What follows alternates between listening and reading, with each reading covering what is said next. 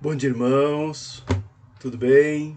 Espero que sim. Espero encontrar debaixo da graça e proteção do Senhor.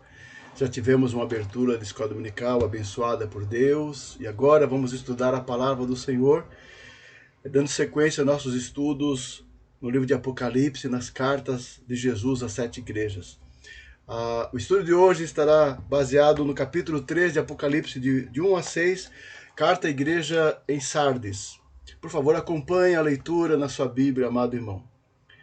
Ao anjo da igreja em Sardes escreve: Estas coisas diz aquele que tem os 7 Espíritos de Deus e as 7 estrelas. Conheço as tuas obras, que tens nome de que vives e estás morto. Sê vigilante e consolida o resto que estava para morrer, porque não tenho achado íntegras as tuas obras na presença do meu Deus. Lembra-te, pois, do que tens recebido e ouvido, guarda-o e arrepende-te. Porquanto, se não vigiares, virei como ladrão, e não conhecerás de modo algum em que hora virei contra ti. Tens, contudo, em Sardes, umas poucas pessoas que não contaminaram as suas vestiduras, e andarão de branco junto comigo, pois são dignas. O vencedor será assim vestido de vestiduras brancas, e de modo nenhum apagarei o seu nome do livro da vida. Pelo contrário, confessarei o seu nome diante do meu Pai e diante dos seus anjos. Quem tem ouvidos, ouça o que o Espírito diz às igrejas. Oremos. Querido Deus e Pai Celestial, te agradecemos pela oportunidade de estudar a palavra do Senhor. Abençoa a nossa igreja, nossos irmãos, as famílias da nossa igreja, Senhor. Tem misericórdia, que a tua palavra encontre lugar no coração de todos, trazendo alento e conforto nesses dias difíceis que nós estamos vivendo. Fala conosco, ó Pai, perdoa nossos pecados. Em nome de Jesus, amém, Senhor, amém. Amados irmãos, Jesus, se dirigindo às 7 igrejas, na verdade está se dirigindo à igreja universal, a igreja de todos os tempos, todas as igrejas de todos os tempos. Particularmente as 7 igrejas ali na Ásia, mas a mensagem também é para todos nós e para a igreja do Senhor até ele voltar. Em cada uma das 7 cartas, Jesus elogia aquelas igrejas, mesmo quando havia falhas nas igrejas, e havia falha nas igrejas, né? Mesmo assim, ele sempre elogia. No caso da igreja de Sardes, Jesus não elogia. Pelo contrário, ele revela a situação triste que havia, em que se encontrava aquela igreja. Uma situação de morte espiritual. Morte espiritual. Não há o que elogiar. Só tem exortação, arrependimento e ameaças de julgamento da parte do Senhor. Que situação, amados! Temos aqui nesse texto lições preciosas para nossa reflexão também, como crentes em nossos dias também. Vamos dar então sequência a isso? Que Deus nos ajude, né? Que Deus nos abençoe. Esse mapa, só para nós gravarmos sempre, né? Aqui está a Ásia, a região da Ásia, e as 7 igrejas, tá? As 7 igrejas da Ásia que se dirigem às cartas que Jesus encaminha através de João. Éfeso, Esmirna, Pérgamo, Tiatira, Sardes, Filadélfia e Laodiceia. Tá? E estas cartas são muito importantes. É uma mensagem de vitória, mensagem de exortação, de alerta à igreja do Senhor e de promessa de vitória à igreja vencedora. Em cada carta há uma promessa tão gloriosa, né? Temos visto isso. Esse mapa que se aproxima um pouquinho mais, vemos assim a proximidade dessas cidades ali na região da Ásia, a quem se dirige a palavra do Senhor através do Senhor Jesus Cristo, né? Vamos lá, uma pequena introdução com base nesse texto aqui, olha. Jesus, ele é aquele que julga os corações dos homens e conhece a sua igreja. Ele vê o caráter verdadeiro de cada pessoa e de cada igreja em particular e de sua igreja como um todo. Quando Jesus envia a sua carta ao mensageiro da igreja em Ásia, porque é assim que começa a carta, ao anjo da igreja em Sardes. Aliás, cada uma das cartas começa assim: ao anjo da igreja em Sardes, ao líder da igreja, ao ministro da igreja, ao pastor da igreja. Aquele que Deus colocou ali para cuidar daquela porção do rebanho, que tem a responsabilidade espiritual. E a ele se dirige a palavra do Senhor. E quando ele manda essa carta aqui, com a sua mensagem, talvez contrariou a impressão popular dos crentes, né, que achavam essa igreja muito boa. E ele vai mostrar que não era assim, não. Era só aparência. Apesar de ter a reputação de uma igreja viva, uma igreja ativa, uma igreja forte, né, Jesus mostra e revela as falhas daquela igreja. E pior ainda, a sua condição. Ela estava quase morta. Quase morta. Estado terminal. Que terrível. Situação espiritualmente falando, é claro, né? Se não voltar a viver, seria tomada de surpresa, como se fosse por um ladrão, o que diz aqui no versículo 3, virei como ladrão, se não vigiares. Ou seja, mas apesar da situação terrível, havia esperança ainda aquela igreja, havia esperança de vida, de revitalização. Da parte do Senhor vem essa palavra tão preciosa, né? Uma pequena fala né, acerca da cidade de Sardes, né? Ela foi capital do antigo reino da Lídia. Ela foi capital no período glorioso de prosperidade, de riqueza, né?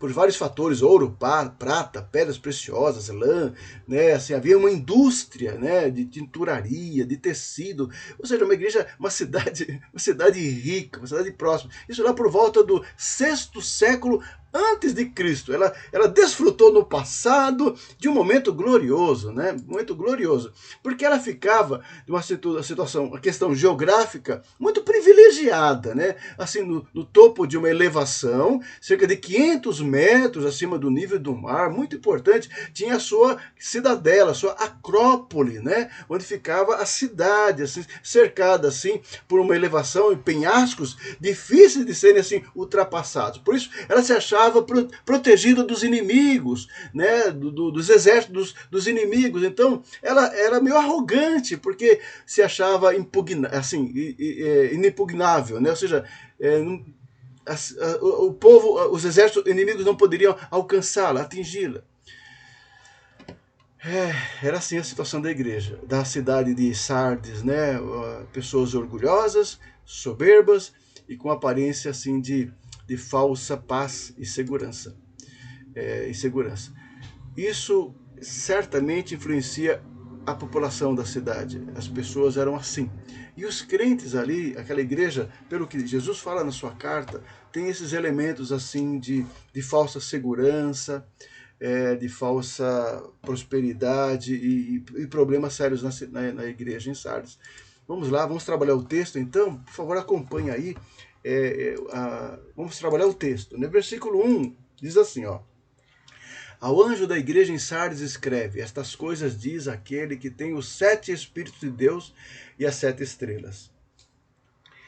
É a autoapresentação de Jesus. Todas as 7 cartas iniciam assim, com a autoapresentação de Jesus. E já na autoapresentação, Jesus mostra um elemento que vai tratar aquela igreja, ou seja, sempre revela alguma situação da igreja que na sua autoapresentação já a forma como ele vai trabalhar. Nesse caso aqui, ele é aquele que tem os 7 espíritos e as 7 estrelas. Os 7 espíritos indica que Jesus possui a plenitude do Espírito Santo, o Espírito da vida, é o Espírito vivificador, é aquele que tem o poder da vida e o poder do Espírito para trazer vida àquela igreja que estava quase morta. E aquele que tem o poder sobre todas as coisas, ou seja, a resposta e a solução para aquela igreja, para a nossa igreja, para qualquer igreja, sempre será Jesus. Ele é a fonte de vida, ele é a fonte de poder. A vida da igreja está no Senhor da vida, que é Jesus Cristo. Acima de todas as coisas, né? Ele que controla, que tem em suas mãos as 7 estrelas, que são os mensageiros, os ministros do evangelho, os pastores, os líderes enviados para pregar a palavra, os instrumentos de Deus. Ou seja, Deus é aquele que tem o poder e o controle da sua própria igreja sempre. Essa é a solução para a igreja de Sardes e para toda e qualquer igreja de todos os tempos. Que bênção! Que bênção! A solução não está nos homens, mas está no Senhor da igreja, que tem os 7 espíritos e as 7 estrelas em suas mãos. E aqui ainda no versículo 1, ele mostra assim que ele conhece aquela igreja. Ele conhece. Né? Aliás, ele diz assim, conheço as tuas obras, que tens o nome de que vives, estás morto. Conheço as tuas obras, faz parte do texto de todas as cartas. Ele é aquele que tem em suas mãos a igreja, anda no meio dos candeeiros, no meio das igrejas, que é o Senhor da igreja. Jesus é o Senhor da igreja, conhece todas as igrejas e cada igreja local. No caso dessa em particular, a Sardes, né, ele tinha uma questão séria, né? A igreja tinha uma apatia espiritual. Jesus revela assim, ó, tens nome que vives e está morto, ou seja, tem reputação de que está viva, mas está quase morto. Apatia, decadência e morte espiritual é o que tinha a igreja de Sardes. É interessante isso, tem nome que vives, mas está morto. Tem a reputação de que é uma igreja viva, que é uma igreja forte, que é uma igreja ativa, segundo os homens. Mas aos olhos de Deus, não. Aos olhos de Deus está morta. Está morta. Ou seja, a forma como nós vemos e julgamos e avaliamos, ela é falha. Nós não conhecemos o coração das pessoas, nem a essência das pessoas, e nem se as coisas estão de acordo com a vontade de Deus. Né? E nós temos uma falsa impressão de igrejas, né? Do que é uma igreja forte, do que é uma igreja viva, do que é uma igreja avivada. Nós temos, aliás, muitos julgamentos assim, mas Jesus sabia que aquela igreja, apesar da aparência, a aparência de uma igreja ativa, tudo acontecia, as tradições, os serviços, a caridade, havia naquela igreja, mas ela era espiritualmente morta. Porque não basta as questões superficiais ou fazer as obras superficialmente. Jesus conhece o coração, a intenção dos homens, a verdade de seus propósitos. Ele que lhe conhece. E no caso daquela igreja, tudo aquilo era apenas aparência. Parecia uma igreja viva. Então, eles até ficavam apáticos diante disso, porque estavam tranquilos. Naquela igreja lá, naquela cidade, o texto não fala de perseguição dos judeus, perseguição dos romanos, e nem há problemas de heresia, como nas outras cartas havia problema de grupos heréticos. Nesse caso, não. É uma igreja que aparentava estar em paz, mas não estava verdadeiramente em paz. Que aparentava estar tranquila, mas estava apática, espiritualmente apática. É o caso de Sardes, quase morta. Ele fala de uma igreja aparentemente em paz e tomada de uma indiferença e apatia. Isso é uma preocupação para a gente, para todos nós. Né? Avaliarmos a nossa vida espiritual, a vida da igreja, como é que nós estamos fazendo tudo de acordo com a vontade de Deus, para agradar a Deus, o que fazemos tem a motivação correta. O que fazemos não é para mostrar para ninguém, nem para agradar ninguém, mas para fazer a vontade do Senhor, o meu ministério, o teu trabalho, o serviço de cada um de nós, ser acima de tudo para a honra e glória do Senhor Jesus Cristo. Esse é o que importa, né? Não a aparência das coisas, mas a essência das coisas, a honestidade, a integridade no teu coração, no meu coração, é o que espera o Senhor. Não havia lá em Sardes, né? Jesus sabia disso e alerta. Então, Jesus chama aquela igreja arrependimento. Arrependimento, né? Vamos ver aqui o versículo 2, né? Ser vigilante e consolida o resto que estava para morrer. Porque não tenho achado íntegras as tuas obras na presença do meu Deus. Olha, é muito interessante essas falas de Jesus, né? Ser vigilante, porque a igreja tem que vigiar. Espiritualmente, os discípulos, a igreja caem por falta de vigilância. Jesus já havia dito aos discípulos, vigiai e orai para não entrar em tentação. Ou seja, nós temos que vigiar nossa vida, como está a nossa vida espiritual. Estamos dando um bom testemunho, somos bons crentes. Jesus se agrada da forma como nós nos comportamos. Nós atentamos para não levar alguém a tropeçar e nem nós tropeçarmos em algo que desagrada ao Senhor. Estarmos atentos, espiritualmente atentos àquilo que pode prejudicar a nossa vida espiritual. A igreja tem que vigiar, o crente tem que estar sempre alerta nas coisas que podem fazer mal à sua mente, ao seu coração, o seu testemunho, o seu pensamento, o seu comportamento. Quando a igreja não vigia, é um caminho para a decadência espiritual. Mas havia alguma esperança naquela igreja. Quando ele diz assim, olha, consolida o resto que estava para morrer. ser vigilante, consolida o resto que estava para morrer. Ou seja, havia ainda na igreja um restinho ainda para ser, que podia ser revigorado, restaurado. Que bom! Em meio a um quadro, um cenário tão triste, havia esperança, ainda havia alguns bons cristãos ali que poderiam ser restaurados e trazidos de volta a uma vida cristã abundante, vitoriosa. Quando ele fala, consolida o resto, é um pouco. Ou seja, ao mesmo tempo que é gratificante saber isso, é triste por saber que a maioria da igreja estava numa situação tão terrível e tão triste. A igreja estava quase morta, mas havia ainda esperança de salvar alguns, ou até de reavivar toda a congregação. Que bom, né? Ou seja, vamos cuidar uns dos outros, vamos cuidar espiritualmente uns dos outros. Me ajudem, eu e você. Vamos cuidar dos irmãos. Como é que está a sua vida espiritual? Não vamos falar só de coisas, né? Vamos se preocupar só com coisas triviais, cotidianas, que são importantes também, né? Vamos compartilhar as coisas boas da vida, mas aproveita as oportunidades para ajudar o irmão. Como é que está a sua vida com o Senhor? Se está bem espiritualmente? Como é que você está passando nesse tempo de pandemia, onde estamos um pouco assim isolados, afastados uns dos outros, né, do convívio presencial, né? Então estimule, fortaleça quem você puder fortalecer, ajude quem você puder ajudar, meu irmão. É nossa tarefa, assim, cuidando uns dos outros, estimulando uns aos outros, encorajando uns aos outros. Foi isso que Jesus quis dizer aqui. Consolida o resto que estava para morrer. Não tenho achado íntegras as tuas obras na presença. Por que não tenho achado íntegras as tuas obras na presença do meu Deus? Porque era isso que estava faltando naquela igreja. O cuidado, o fortalecimento recíproco, né? Ou seja, as obras dele não produziam nada, de fato, para a edificação do povo, para a confissão de Cristo, como ele lá na frente vai falar, confessar o nome do Senhor. Ou seja, as obras dele eram vazias, eram vãs. Não tenham achado íntegras, retas, ou seja, não foram aprovadas pelo Senhor.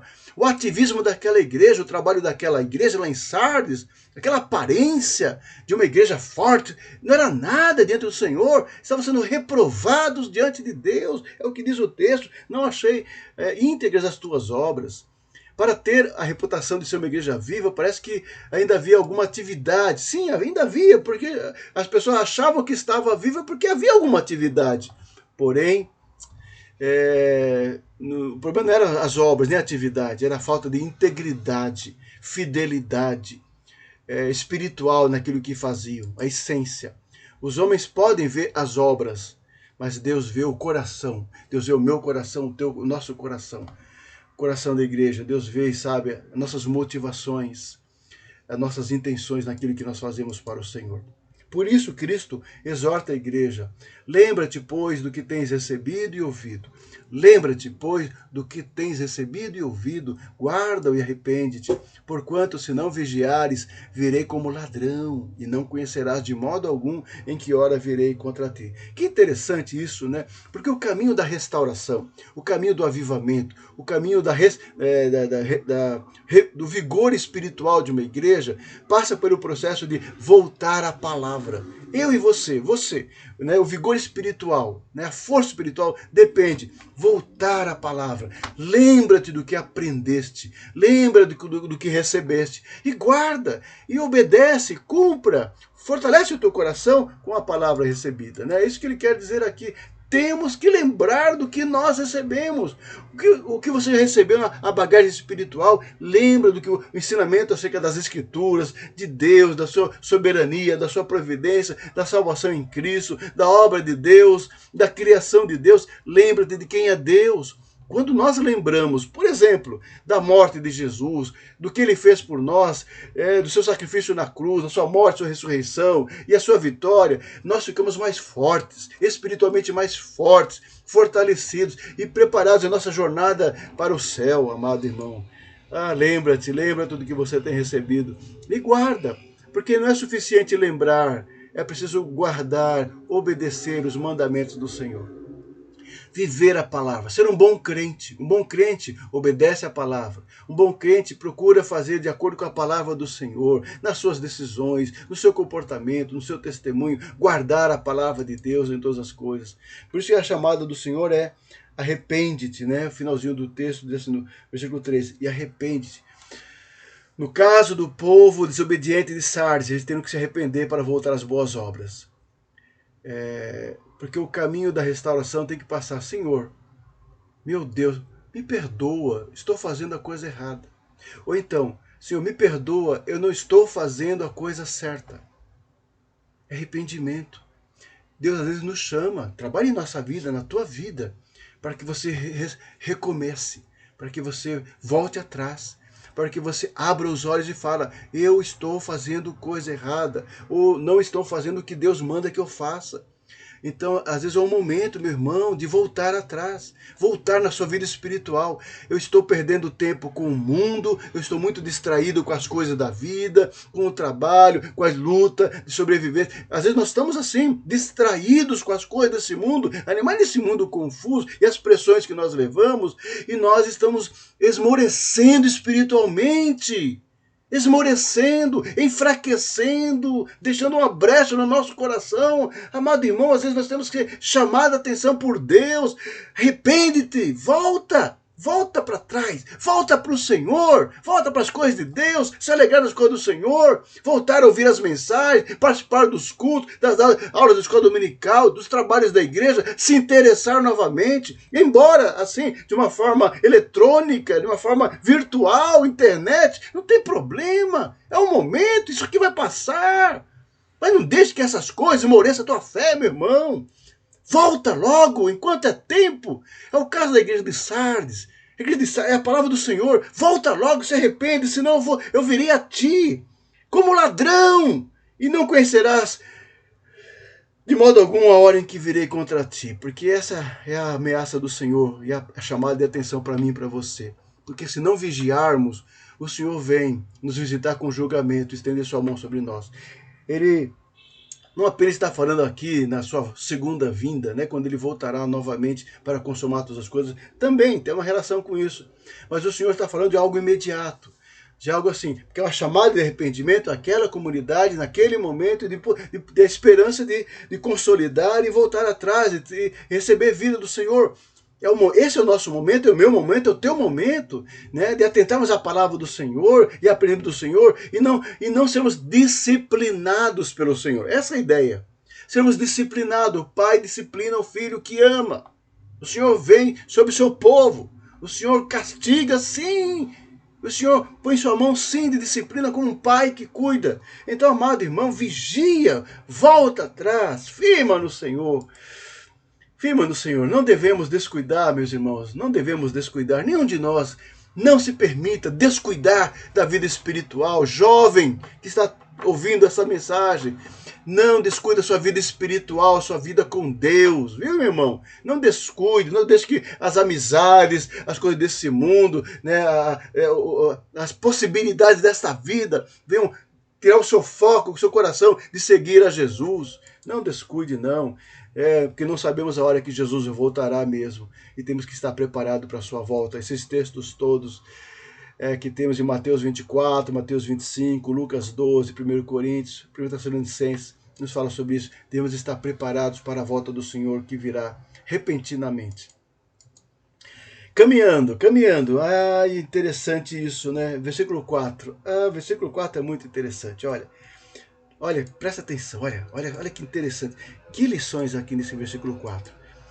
Tens, contudo, em Sardes umas poucas pessoas. Ele diz aqui, Jesus falando. Tens, contudo, em Sardes umas poucas pessoas que não contaminaram as suas vestiduras e andarão de branco comigo, pois são dignas. Olha, que versículo nos faz pensar. Vamos lá. Poucas pessoas. No meio de uma igreja quase morta, Jesus encontrou algumas pessoas fiéis. Fiéis porque não contaminaram as suas vestiduras. Vamos falar sobre isso, né? Mas eu quero chamar a atenção desse poucas pessoas. Sabe por quê? Porque Jesus conhece pessoalmente todos nós. O fato de fazer essa referência a poucas pessoas que eram amadas do Senhor, poucas pessoas que eram conhecidas do Senhor, que sabiam o que estava acontecendo ao redor, na cidade, na igreja, a fraqueza, mas Jesus conhecia o coração delas, como Jesus nos conhece individualmente. Jesus conhece cada uma das suas ovelhas e nenhuma das suas ovelhas há de se perder. Jamais. Aqueles por quem ele morreu lá na cruz do Calvário, cada uma delas, e por cada uma delas por quem ele morreu, é salvo. Tem a vida eterna e o nome está escrito no livro da vida e é conhecido pelo Senhor. Que bênção!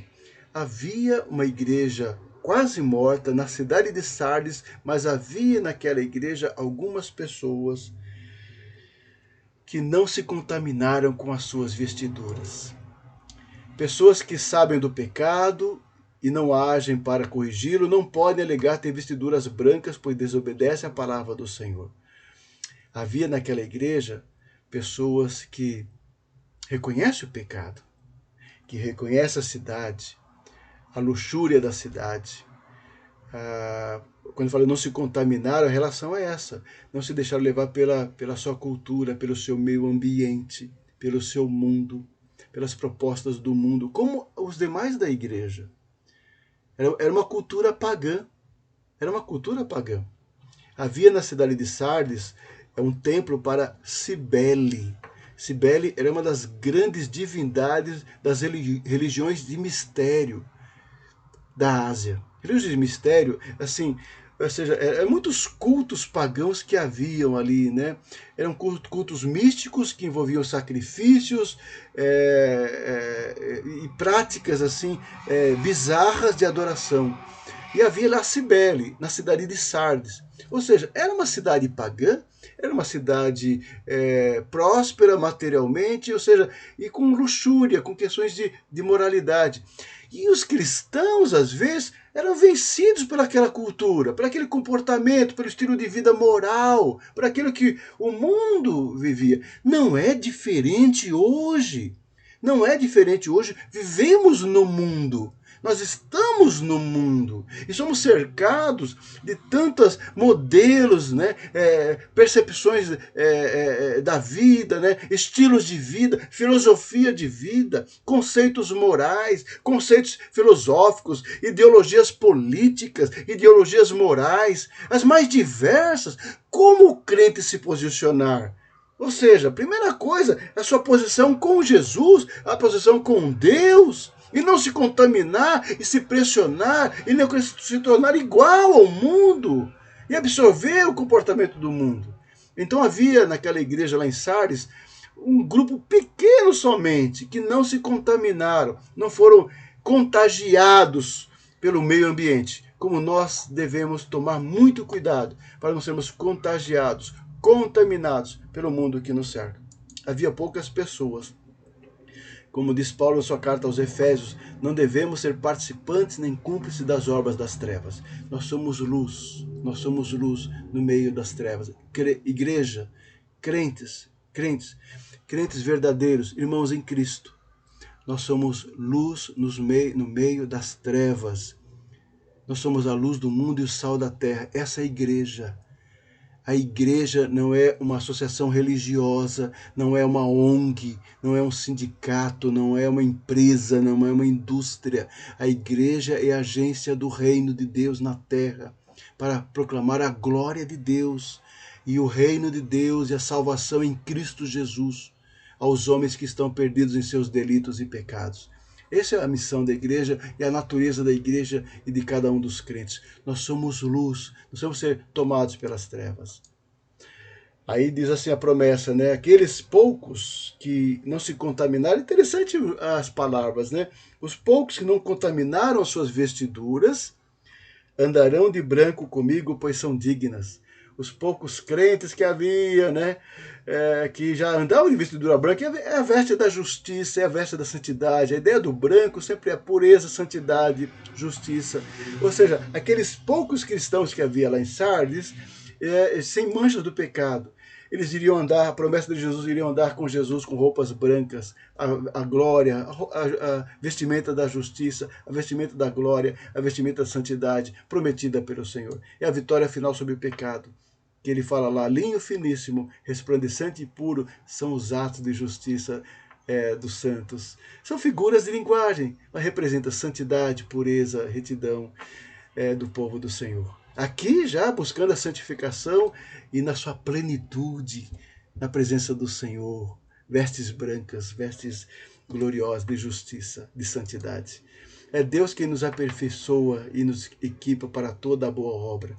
Aqui é uma luta, uma vida santa é uma luta do crente, mas temos que lutar. É por isso que havia apenas um grupo pequeno lá em Sardes que não se contaminaram.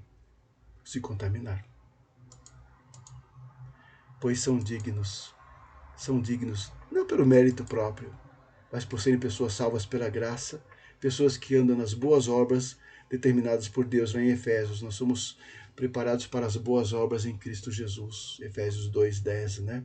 Por isso que são dignas em Cristo. Por que são dignas? Não dignas em si mesmo, dignas por causa da sua fidelidade a Jesus, e são reconhecidos por Jesus.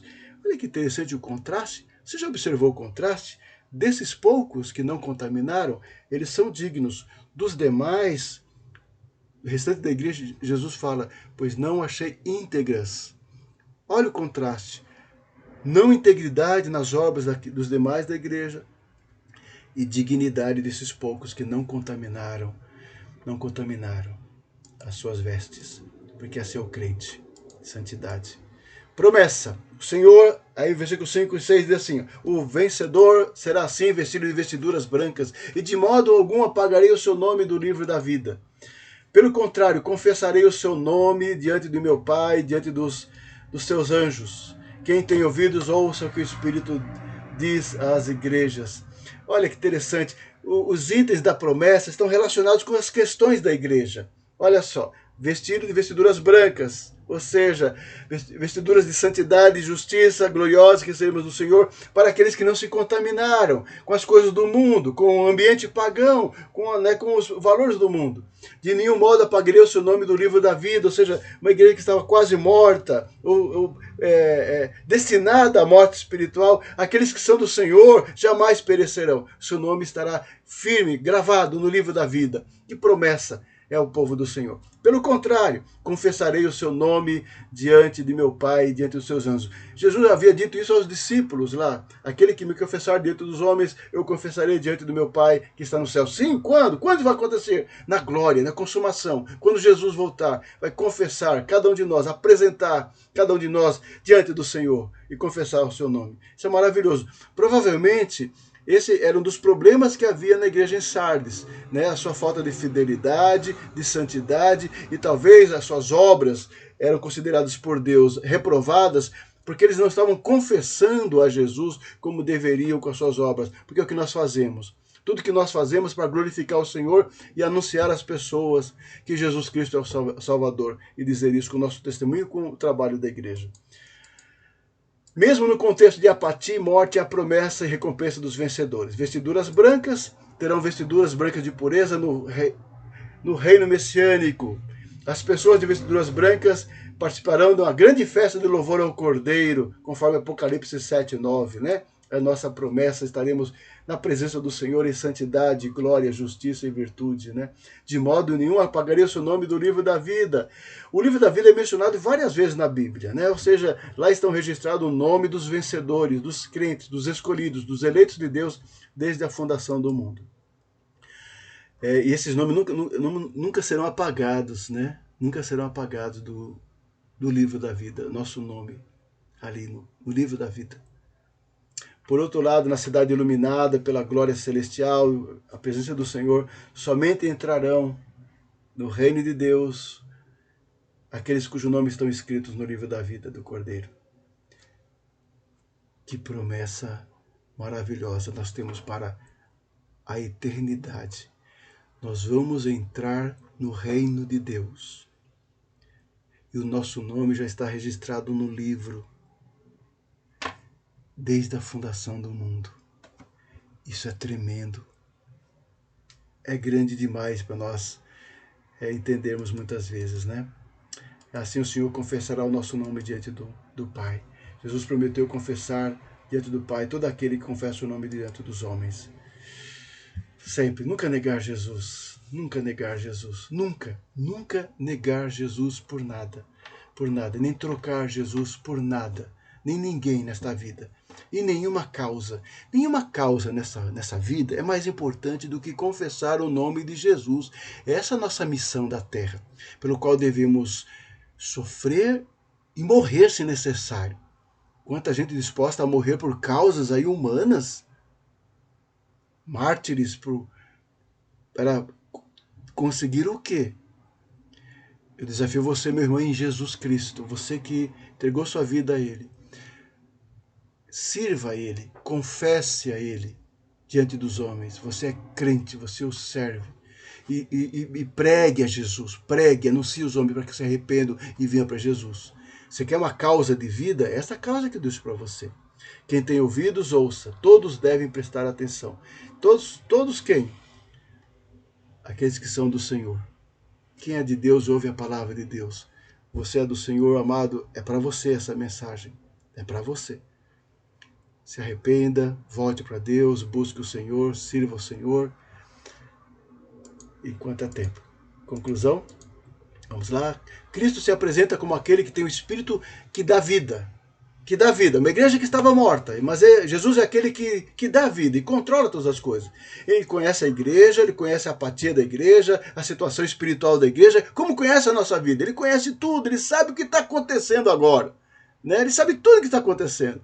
A igreja precisa vigiar e consolidar os poucos que restam e voltar-se para aquilo que aprendeu. Isso nós vimos nesse texto aqui. Estou recapitulando para a gente guardar no nosso coração. Vigiar, firmar nossa fé na palavra, relembrar o que aprendemos, guardar o que aprendemos e servir a Jesus. E Cristo manifesta que ainda há uma esperança. No caso de Sardes, um remanescente fiel que não se contamina. Que nós sejamos assim hoje em dia também. No meio de uma sociedade que pressiona, sermos uma igreja santa, povo santo, jovens santos, casais santos, né, que são separados do mundo e que não se contaminam com o mundo. Mesmo num contexto de apatia e morte, sempre haverá promessa e recompensa aos vencedores, como ele fez. Apesar da situação da igreja, é uma promessa final ao vencedor, aquele que se arrepender, que voltar, receberá assim a vestidura branca, o nome no livro da vida e ser confessado diante do Pai na eternidade. Que bênção. Amado irmão, que lições para a gente refletir, né? O processo de morte de uma igreja, ele pode acontecer lentamente, passando quase desapercebido, né? Quase despercebido. Às vezes as pessoas estão morrendo e nem sabem, nem percebem que estão fracos, que estão definhando. As próprias pessoas na congregação, como outras pessoas olhando de fora, podem achar às vezes que está tudo bem com a gente, né? Porque estamos muito ativos, engajados, trabalhando, e às vezes não estamos, não. É para refletir mesmo, como é que está a tua vida espiritual, sua vida com Deus, como estamos. Jesus julga, porém, os corações, o nosso coração. Olha, amado, ele conhece o verdadeiro estado de cada igreja, de cada crente, o meu estado, como estou hoje, como estamos, como você está. E ele sempre nos ama, nos chama, né? Ele é maravilhoso. Quem tem ouvidos, ouça. É uma palavra de graça, de alerta, de promessa do Senhor, que seja para você nesta manhã abençoada de domingo, amado irmão, de alerta espiritual, para venha, em Cristo tem a vida, Ele é o Espírito vivificador, que revitaliza, que revigora e enche da sua graça. Que seja assim na nossa igreja, uma igreja realmente aos olhos do Senhor, uma igreja abençoada, íntegra nas obras, uma igreja viva, uma igreja saudável, uma igreja que guarda a palavra, crentes que não se contaminam com o pecado, não se contaminam com o mundo, com a impureza, com a corrupção, com a desonestidade, né, com a falta de integridade no coração. Sejam crentes santos, crentes puros, crentes comprometidos, crentes honestos, luz em São Bernardo do Campo, luz em meio às trevas, luz de verdade. Sejamos um luzeiro em nossa cidade. A igreja, a quarta igreja, seja um luzeiro nessa cidade. Ore nesse sentido, amado, e que Deus nos abençoe, e que Deus nos guarde, e que Deus faça assim uma obra na nossa vida cada vez mais. Muito obrigado, amados irmãos. Muito obrigado pela sua atenção. Orem por nós. Olhe pela nossa igreja. Estamos num momento tão especial. Estamos em reforma na igreja. Então, aguardem algumas semanas até finalizar a reforma do templo. Estamos trocando o piso, o púlpito, as paredes, arrumando, preparando para receber você, para receber daqui a algumas semanas assim, o povo do Senhor. Quando as coisas melhorando também na pandemia, será uma bênção o nosso congregar, amados. É um momento especial. Agradecemos a Deus porque o Senhor tem sido bom para com a nossa igreja. Né? Então, quero que eu compartilhe essa nossa alegria. Apesar das lutas, apesar das adversidades, muitos irmãos enfermos, né? Mas o Senhor tem sido generoso para com eles também. O Senhor tem guardado, cuidado, curado a muitos. Glória a Deus por isso. Que Deus te abençoe. Tenha um ótimo domingo na presença do Senhor, preparando-se para o culto logo mais à noite e uma semana vitoriosa na presença de Deus. Amém? Que Deus te abençoe, amado. Fiquem com o Senhor.